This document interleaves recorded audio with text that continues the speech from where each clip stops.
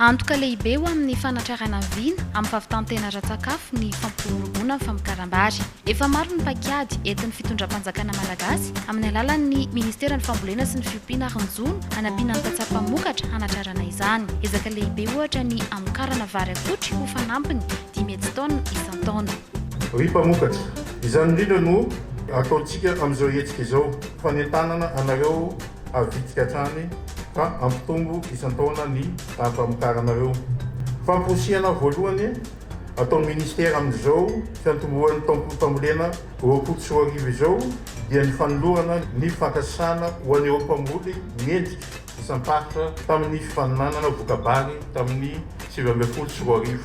Anio ary dia mahafaly anay ny manolotra anareo ho an'ireo mpamokatra miisa 70 sangany tamin'izany taom-pambolena 20 sy roa arivo sy 20 sy roa arivo izany.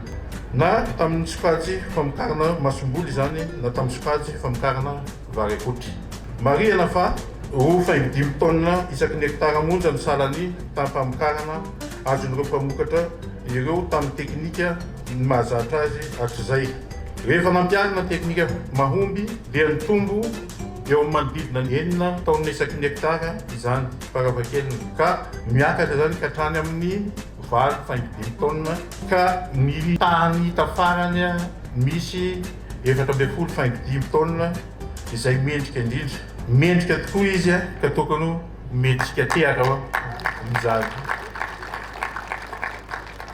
Raha ito zany avokoa ny teknika entintsika mamboly dia azo antoka ny ahatratrarantsika ilay tanjona amokarana vary 10 taona isan-taona ho fanampiny ary tratrarantsika tsy ampiambambana ny fahavitantena ara-tsakafo sy ara-bary. Ankoatry ny tosika sy fanentanana ny tantsaha hampitombo ny Mpamokatra dia misy ihany koa ny fanohanana ara-bola ho an'ireo mpamokatra mendrika ka ho lasa modely tamin'ny alalan'ny fifaninanana famokarana vary akotry sy masomboly. Zava-dehibe ho amin'ny Mpamokatra ny tantsorika entin'ny fitondram-panjakana malagasy ho azy ireo. Manodidina ny 2.5 taona isaky ny hektara ny taom-pamokarana mahazatra hatramin'izay raha toa ka nahatratra 5.5 taona isan'ny hektara zany ankehitriny rehefa nahazo ny toana ara-teknika sy ara-pitaovana. Nisy moa na vita 14.5 taona isaky ny hektara ho an'ireo mpamokatra mendrika indrindra sady voalohany tamin'ny famokarana vary akotry tany aloatra mangoro. Etoana dia sako milaza aminareo fa ezaka lehibe nataoko na afako nahatratra izao tanjona izao. Maro amintsika ny mihevitra fa ny fambolena ara-teknika dia anisan'ny manimba tany. Kanefa raha malala fa miasa miaina ny herin'ny tany ambolentsika. Ka noho izany, manasa antsika tantsaha rehetra aho namako tsy akanavaka. Ny teknika ara-pambolena paporiziny no ampiasaiko. Matetika isika mihevitra fa ny vola lany amin'ny zezika dia tsy hisy vokany izay ao aoriana.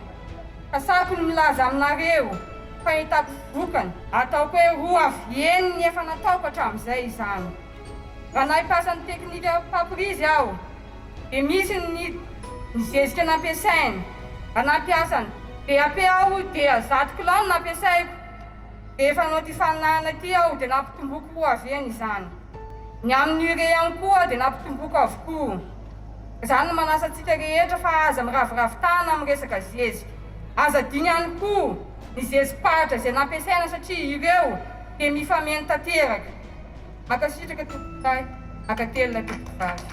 Nataony 20 novambra 2021 tany Anjozorobe moa ny hetsika fanokafana tamin'ny fomba ofisialy ny taom-pambolem-bary sy fifaninanana voka-bary taona 2021 raika amin'ny 2021.